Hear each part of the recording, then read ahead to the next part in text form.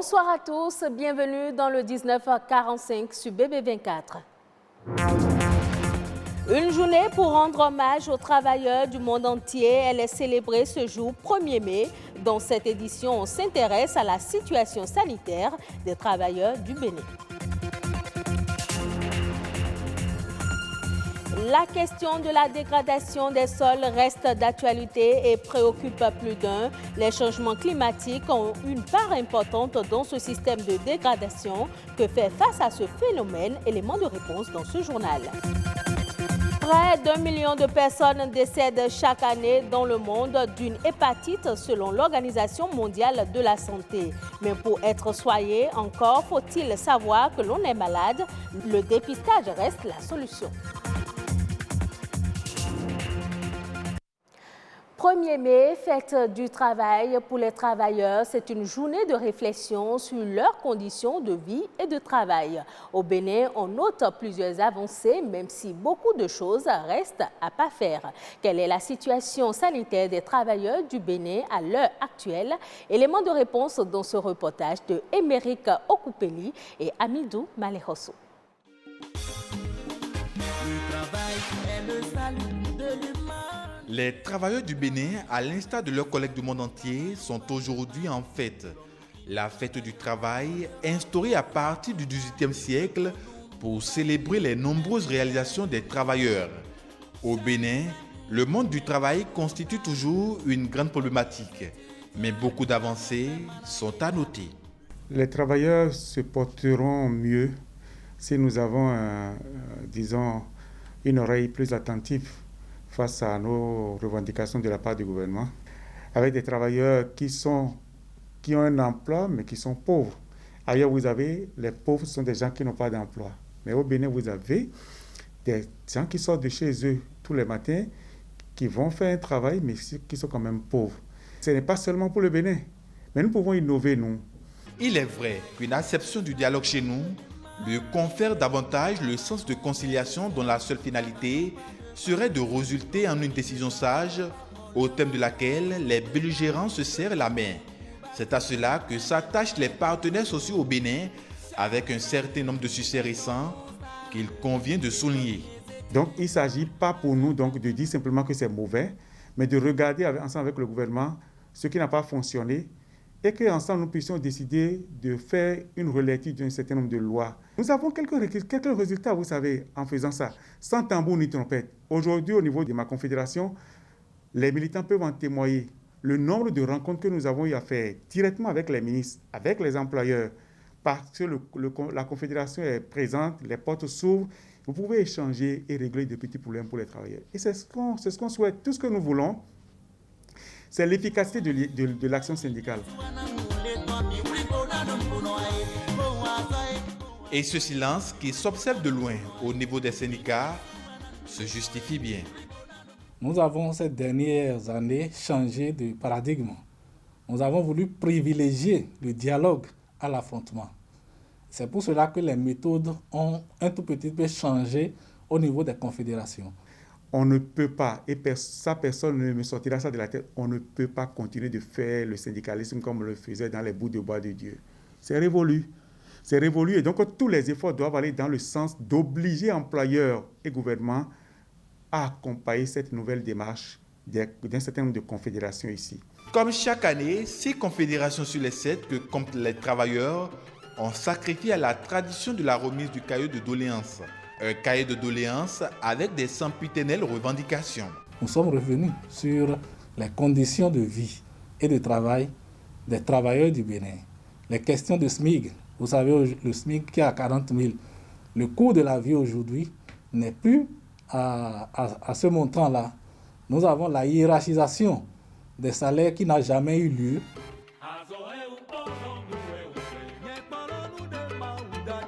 La fête du 1er mai 2020 s'invite dans une crise sanitaire liée à la pandémie du coronavirus. Une crise qui n'émousse pas cependant l'ardeur des travailleurs dont la détermination pour la construction d'un Bénin nouveau reste sans embâche.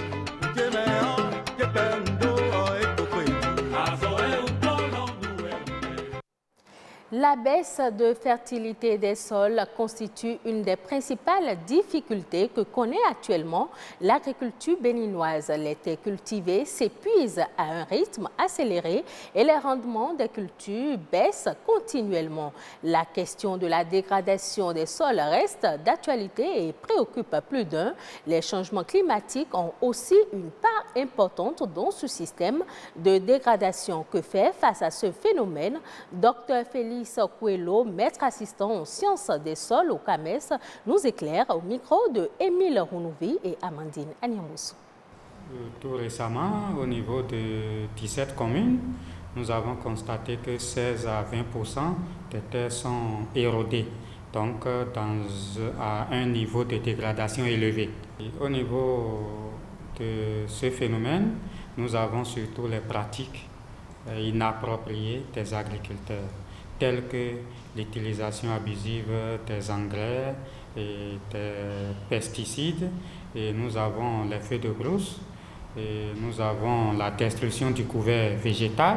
Au fait, l'eau et le vent ne constituent pas tellement une menace pour les sols, mais sont les agents naturels de la dégradation. Il faut sensibiliser les acteurs du monde agricole. Si ces acteurs n'ont pas conscience de l'effet de leurs mauvaises pratiques sur le sol, ils ne pourront pas changer de comportement. Et deuxièmement, il faut mettre à leur disposition les bonnes pratiques. Et quand on parle de bonnes pratiques, il faut éviter par exemple les feux de brousse. Et pour éviter les feux de brousse, il suffit de faire un paillage que nous appelons mulching. Donc, l'agriculteur nettoie sa parcelle, mais il laisse les résidus sur place et il fait le semis dans les résidus. Ensuite, il faut limiter le labour. Il faut faire un minimum labour ou bien il ne faut pas du tout faire le labour. Ensuite, il faut associer à l'utilisation des engrais chimiques les engrais organiques. Aussi, pour ce qui concerne les insecticides et les herbicides, nous avons des plantes à effet insecticide, donc des extraits de plantes que nous pouvons utiliser pour tuer les ravageurs. Et là, on n'aura pas besoin d'utiliser les insecticides. Et là, on peut alors protéger les terres. De l'agriculture, on passe à la santé, souvent qualifiée de tueuse silencieuse. Les hépatites sont multiformes et seul un dépistage précoce permet de connaître son état sémiologique. Quelles sont les voies de transmission et les traitements disponibles pour soigner les hépatites? Reportage Olivier Aplacou, Marianne Bossemini. Dans le monde, il existe plusieurs formes d'hépatite virale. Selon le dernier rapport mondial de l'OMS, 325 millions de personnes sont atteintes de l'hépatite B ou C. Les spécialistes évoquent des causes variées. Et ces virus sont désignés dans l'ordre alphabétique suivant leur découverte de A, B, C, D et E. Au Bénin, c'est les causes infectieuses. Et dans ces causes infectieuses, on va parler des causes infectieuses virales. Il y a les causes toxiques et il y a des causes métaboliques. Ça concerne les sujets qui sont souvent très obèses. Il y a d'autres causes, les causes immunologiques, les tisanes que vous prenez, certains médicaments aussi qui peuvent être cause d'inflammation du foie. Au Bénin, les hépatites B ou C exposent plus à la chronicité lorsqu'ils ne sont pas tôt détectés, tant les signes sont silencieux. Il y a ce qu'on appelle les infections aiguës et les infections chroniques.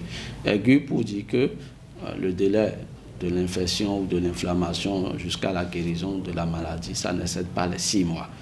Quand l'infection évolue au-delà des 6 mois, on parle de chronicité. Et si vous passez à la phase chronique, ce qui voudra dire que vous êtes exposé aux complications.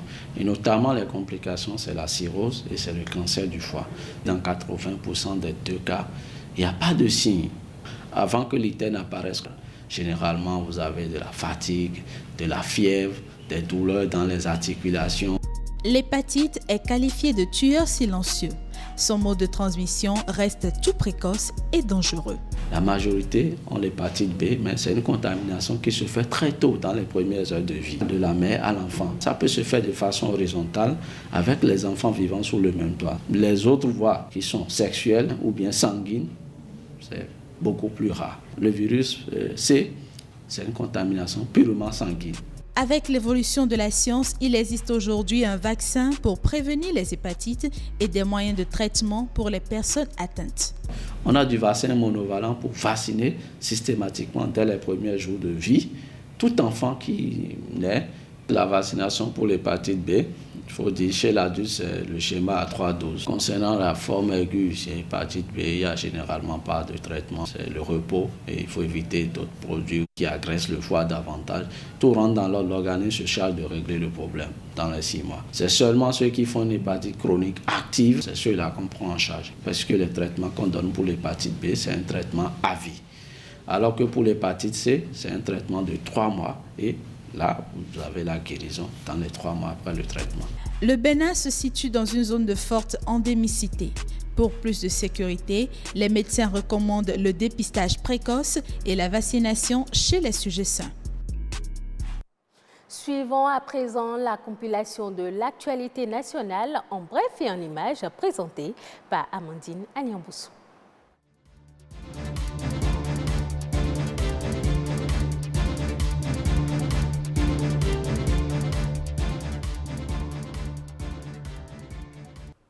L'Union économique et monétaire ouest-africaine UEMOA adopte une stratégie commune aux 8 pays membres pour lutter contre la pandémie du coronavirus. Les chefs d'État et de gouvernement ont tenu une session extraordinaire par visioconférence. Ils ont défini une stratégie commune de lutte contre la pandémie et pris des mesures à respecter au sein des pays. Il s'agit entre autres de l'instauration dans le cadre communautaire d'une plus grande coordination dans la prise des mesures sanitaires relatives à la gestion des frontières intérieures et extérieures de l'Union, de l'élaboration et la mise en œuvre d'un plan régional de renforcement des capacités des systèmes de santé pour la gestion des épidémies et de la prise avec célérité de toutes les mesures qui s'avéraient nécessaires pour réduire l'impact de la pandémie sur les populations et soutenir l'économie pendant et après la crise.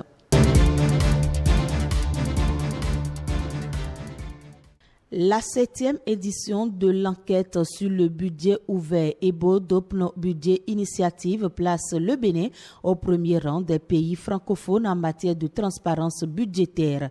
L'évaluation a porté sur 117 pays. Selon l'enquête, loin d'être une abstraction, la transparence s'avère une obstination pour le gouvernement actuel. Ceci de façon constante depuis 2016. En matière de transparence, le Bénin a un score de 49 sur 100 et se pointe en Afrique francophone devant des pays comme le Sénégal, le Mali, la Côte d'Ivoire. Toutefois, il est recommandé au Bénin de renforcer davantage la participation du public au processus budgétaire, tant au niveau du Parlement lors des débats sur le rapport d'audit qu'au niveau de la Chambre des comptes de la Cour suprême.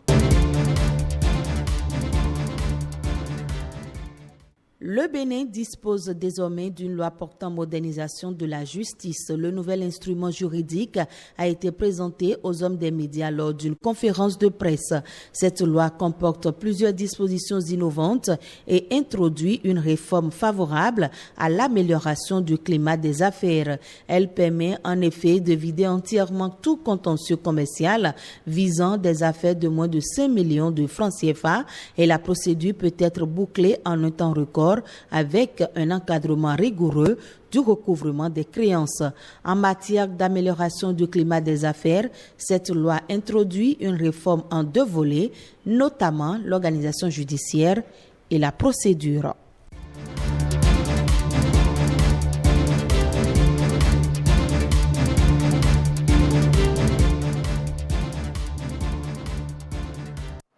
Hors du Bénin, les importations de riz en Afrique subsaharienne pourraient baisser en raison de la pandémie du coronavirus. Alors qu'elle est restée en hausse ces dernières années, ce ralentissement des importations africaines ne sera pas le résultat d'une baisse des besoins, mais plutôt de la conséquence de la diminution des devises étrangères disponibles pour les achats face à la mauvaise conjoncture mondiale liée à la maladie. En effet, de nombreux pays comme le Nigeria, souffre de l'effondrement du prix du baril de pétrole et l'embellie n'est pas attendue pour tout de suite. Pour rappel, l'Afrique de l'Ouest constitue le principal marché du riz du continent avec 60% du total consommé. Et ce sera tout pour cette édition. Bonne fête du travail à tous.